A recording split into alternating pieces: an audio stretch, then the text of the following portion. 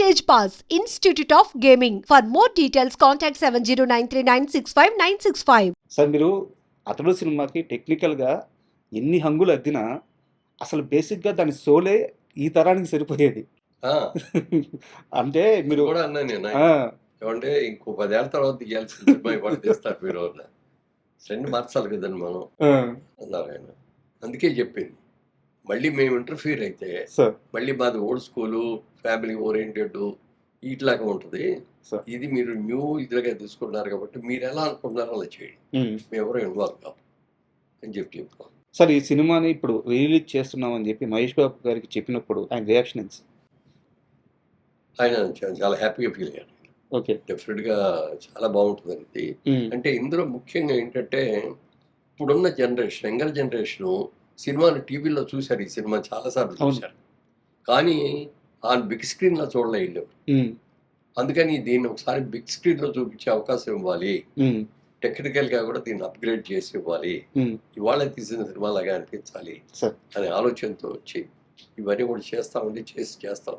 ఇందులో డబ్బుల గురించి కూడా మేము ఆలోచించట్లేదు, సార్ దాని గురించి కూడా ఆశించట్లేదు అని అంటే తర్వాత వాళ్ళు ఇచ్చిన ప్రపోజల్ కూడా ట్రస్ట్కి జరిగితే ఓకే అండి అని చెప్పి నాకు కూడా ఏం అభ్యంతరం లేదు సార్ అని చెప్పి చెప్పడం జరిగింది. అలాగే వచ్చేదానికి సద్వినియోగం కోసం మనం దీన్ని ఒక మంచి పని చేయాలనే ఆలోచన మహేష్ బాబు వాళ్ళు అనుకున్నందుకు సార్ డెఫినెట్గా ఆ సైడ్ నుంచి ఏం కావాలో మేము రెడీ చేయండి అని చెప్పి. సార్ సార్ అంటే మహేష్ బాబు గారి ట్రస్ట్ ప్రస్తావన వచ్చింది కాబట్టి నేను కాస్త అతడు నుంచి కాస్త డివేట్ అయ్యి ఒక చిన్న క్వశ్చన్ అడుగుతున్నాను సార్.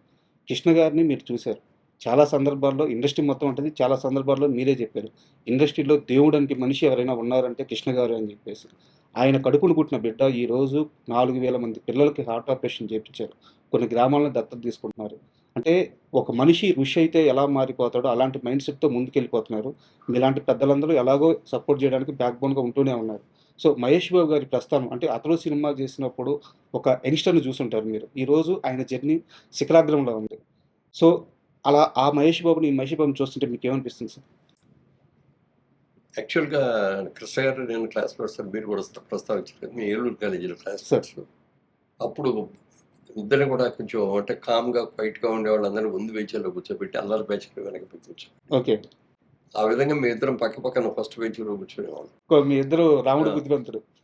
ఇప్పుడు కూడా ఇద్దరు రాముడు బుద్ధిమంతుడు అంటాడు, ఇద్దరు కూడా ఓకే. అల్లరి చేయటం కానీ, గొడవలు చేయటం కానీ, ఏదో విజిల్స్ చేయటం కానీ, లేకపోతే అటెండెన్స్ అయిన తర్వాత మెల్లగా జారుకొని బయట పోవటం కానీ. ఓకే. ఎందుకంటే ఆ బ్యాచ్లు వేరు, అందుకని ఆ బ్యాచ్లు అందరూ వెనక కూర్చోబెట్టేవారు. ఓకే.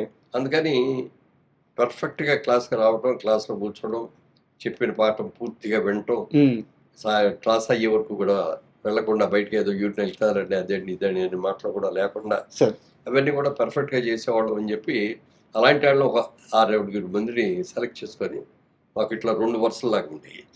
ఒక వరుస బెంచ్లో మేము ఉండేవాళ్ళం, 9 ఇంకో వరుస బెంచ్లో ఇంకో 9. ఇట్లా చాలా పర్ఫెక్ట్గా చేసాం.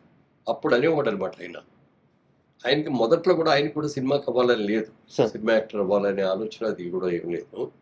ఇప్పుడు కంటే చాలా అందంగా ఉండేవాడు, చాలా అసలు ముట్టుకుంటే మార్చిపోతాడేమో అనేంత కలర్లో ఉండేవాడు. మంచి జుట్టు, ఎక్సలెంట్ జుట్టు, నొక్కుడు జుట్టు లాగా ఉండేది, అట్లా ఉండేవాడు. చాలా తక్కువ మాట్లాడేవాడు. ఒకసారి అక్కినేని నాగేశ్వరరావు గారు వచ్చారు అక్కడికి. నాగేశ్వరరావు గారు 60 సంవత్సరాల ఫంక్షన్ వజ్రోత్సవం చేశారు. ఆయన 60 సినిమాలు రిలీజ్ అయిన తర్వాత అది వచ్చినప్పుడు మా ఏలూరు కాలేజీలో గెస్ట్గా వచ్చాడు. అందరూ వెళ్ళి కూర్చున్నారు. అయిన తర్వాత ఆయన మాట్లాడేశారు, అందరూ సపాట్లు కొట్టాము. తర్వాత వెళ్ళిపోయేటప్పుడు ఎవరికి వాళ్ళే వెళ్ళిపోయి సార్ ఆటోగ్రాఫ్ రకరకాలుగా ఆటోగ్రాఫ్లు చేసిన తర్వాత కృష్ణ గారికి ఆలోచన వచ్చింది, సినిమా యాక్టర్ అవ్వబట్టి కదా ఇంత క్రేజ్ వచ్చింది, మనం కూడా ఎందుకు అవ్వకూడదు అనే ఆలోచన మొట్టమొదటిగా అక్కడికి వచ్చి ఆయన ఎక్స్పెక్ట్ చేశాడు. సినిమా యాక్టర్ అయితే బాగుంది, నాకు కూడా అవ్వాలి ఉంది అని. ఇప్పుడుగా నీ పర్సనాలిటీకి నీ అందరికీ డెఫినెట్గా మంచిగా ఇది అవుతుంది. ఆ టైంలోనే కొల్లేటి కాపురంని మన డైరెక్టర్ తిలక్ గారు ఎడిటర్, మంచి ఎడిటర్ అయినా ఎడిటర్గా డైరెక్టర్ కూడా అయ్యాడు. కొన్ని సినిమాలు చేశాడు, రైటింగ్ కూడా చాలా బాగుంటాయి, చాలా మంచి సినిమాలు చేశాడు. ఉయ్యాల జంపాల ఇవన్నీ కూడా చాలా మంచి సినిమాలు చేశాడు. ఆయన ఒకసారి ఆ కొల్లేటి కాపురం రిలీజ్ సందర్భంగా ఏలూరు కాలేజీకి వచ్చాడు ఆయన కూడా. ఓకే. వచ్చినప్పుడు ఇది చూశాడు. చూసిన తర్వాత పిలిచాడు. పిలిచి ఏంటి సినిమాలో యాక్ట్ చేస్తావా అంటే చేస్తానండి అని ఆయన పిలిచాడు. ఆయన పిలిచి అడిగాడు. ఓకే. అంటే మంచి చూడటానికి చూడగానే అట్రాక్టివ్గా ఉంటాడు చాలా. పిలిచి అడిగాడు సినిమాలో ఇంట్రెస్ట్ ఉందంటే ఉందండి అన్నాడు. సరే అయితే ఇప్పుడు నా సినిమా అయిపోయింది, మళ్ళీ కొత్త సినిమా మొదలు పెట్టడానికి టైం పడుతుంది, నువ్వు ఇప్పుడు ఫైనల్ ఇయర్లో ఉన్నావు కదా, నువ్వు చదువు పూర్తి చేసుకొని నువ్వు నాకు ఫోన్ చేయని నెంబర్ అయ్యని ఇచ్చాను. ఓకే. ఇచ్చే ఈయన తర్వాత చేశాడు, వచ్చేయమన్నాడు ఆయన. ఆయన వెళ్ళేటప్పటికి ఈయన సినిమా ఇంకా అప్పుడు కూడా రెడీ అవ్వాలా, అందుకని బయట ఏమన్నా ట్రయల్స్ ఉంటాయి చేసుకుంటా ఉండు, నువ్వు నాటకాల్లో లేదు కాబట్టి నాటకాలు వేస్తూ ఉండు అని చెప్పి సోమన్ బాబు గారు, కృష్ణ గారు, ఇంకా బ్యాచ్ ఉన్నారు కొంతమంది, వాళ్ళందరూ నాటకాలు చేసేవారు మెడ్రాస్లో. క్రాంతి కుమార్ గారు కూడా మీ బ్యాచ్ అనుకుంటా. క్రాంతి కుమార్ గారు కూడా బాగా, క్రాంతి కుమార్ గారు మా బ్యాచ్. ఇప్పుడు విజయేంద్ర ప్రసాద్ గారు, రాజమౌళి గారు ఫాదర్, ఆయన మా బ్యాచ్. తర్వాత ముఖర్జీ గారు అని ఒక ఆయన ప్రొడ్యూసర్, సమత ఆర్ట్స్ ఆయన, చటర్జీ గారు, వీళ్ళందరూ కూడా మా కాలేజీ వాళ్ళు. సరే అనుకున్నట్టుగా ముందు సక్సెస్ కాలేదు, యాక్టర్గా ఏమి పొజిషన్ రాలేదు. పెళ్లి చేసుకొని ఇంటికి వచ్చేసిన తర్వాత ఆదిల్ సుబ్బారావు గారు పేపర్లో అడ్వర్టైజ్మెంట్ ఇచ్చాడు, కొత్త వాళ్ళు పెట్టి సినిమా తీస్తాను, ఇంట్రెస్ట్ ఉన్న వాళ్ళు బాగున్నాడు అప్లై చేసుకుంటే, అప్పుడు ఈయన అప్లై చేశాను. దానికి ఇంటర్వ్యూకి పిలిచారు, చూసారు, సెలెక్ట్ చేశాను. తేనె మనసు అలా యాక్టర్ అయ్యాడు. నేను బాగా ఆయన ఏదైనా రిలీజ్కి వస్తే, విజయవాడ వస్తే ఫోన్ చేసేవారు, నేను వెళ్ళి కలుస్తూ ఉండేవాడిని. తర్వాత మా బిజినెస్ కోసం నేను కోయంబత్తూరు వెళ్ళాల్సి వస్తూ ఉండేది. కోయంబత్తూరు తిరిగి వచ్చినప్పుడు మెడ్రాస్లో ఒక రోజు ఆగిపోయి నేను కృష్ణ గారిని కలుసుకొని అక్కడ ఆయన ఆ రోజంతా గడిపి ఆ రోజు రాత్రి మెయిల్కి వెళ్ళి కొన్ని అలా చాలా మంచి సినిమాలు వస్తున్నాయి, తీస్తాను అన్నీ చెప్పేవాడు, డెవలప్మెంట్ అయ్యేది. అలాంటి వ్యక్తి స్వయం శక్తితో వచ్చాడు. వెనక బ్యాక్గ్రౌండ్ ఎవరు ఉండి చేసింది ఇది కాకుండా స్వయం శక్తితో వచ్చాడు. ఆ గుండుగేర్ సినిమాతోటి ఒకసారి 116 తోటి అసలు ఎక్కడికి సినిమా రిలీజ్ అయిన తర్వాత ఒక్కసారిగా 15 సినిమాలు 18 వచ్చింది. అక్కడి నుంచి అంత చేశాడు. ఇవన్నీ ఇప్పుడు మహేష్ బాబుకి వచ్చేటప్పటికి కృష్ణ గారి అబ్బాయి బిగినింగ్ లో అంతా కృష్ణ గారి అబ్బాయి లెగసీ అయితే ఉంది, లెగసీ ఉంది కదా, అది ఒకటి బాగా హెల్ప్ చేసింది. తర్వాత ఇతనికి బాగా ఇంట్రెస్ట్ అని చెప్పి యంగ్ హీరో చిన్నప్పటి నుంచి కూడా క్యారెక్టర్ చేశాడు. మేము ముగ్గురు కలిపి ఒక సినిమా కూడా చేసాం, సినిమా పేరు గుర్తులేదు నాకు, బ్రదర్స్ లాగా చేసాం. అందులో కూడా ఫైట్స్ గీట్స్ ఇవన్నీ కూడా చేశాం. అప్పుడు అనుకున్నాం మహేష్ బాబు కూడా చాలా పెద్ద యాక్టర్ అయిపోతాడు, కృష్ణ గారు లాగా పెద్ద యాక్టర్ అవుతాడు అని ఊహించాం. అందుకంటే కూడా ఎక్కువగా కృష్ణ గారు అనేవారు సార్ ఆ టైంలో. కృష్ణ గారి బాగా కాన్ఫిడెన్స్, మంచి యాక్టర్ అవుతాడు. అంటే రమేష్ ముందయ్యాడు, రమేష్ అయ్యాడు కూడా ఇంకా చిన్నాడు. అప్పుడు కూడా అనే ఉంటున్నాడు, రమేష్ కూడా అవుతాడు, రమేష్ కూడా బాగుంటుంది, రమేష్ కంటే కూడా మహేష్ ఎక్కువ ఇది అవుతాడు. అలా మంచి యాక్టర్ అవటం. ప్రతి సినిమా నాన్నగారి దగ్గరికి తీసుకెళ్ళిపోయాడు. కథ వినమని అడిగేవాడు మహేష్ బాబు కూడా. కథలు అవన్నీ నువ్వే ఇండివిజువల్గా నువ్వు సెలెక్ట్ చేసుకో, నువ్వు ఎరగాలి.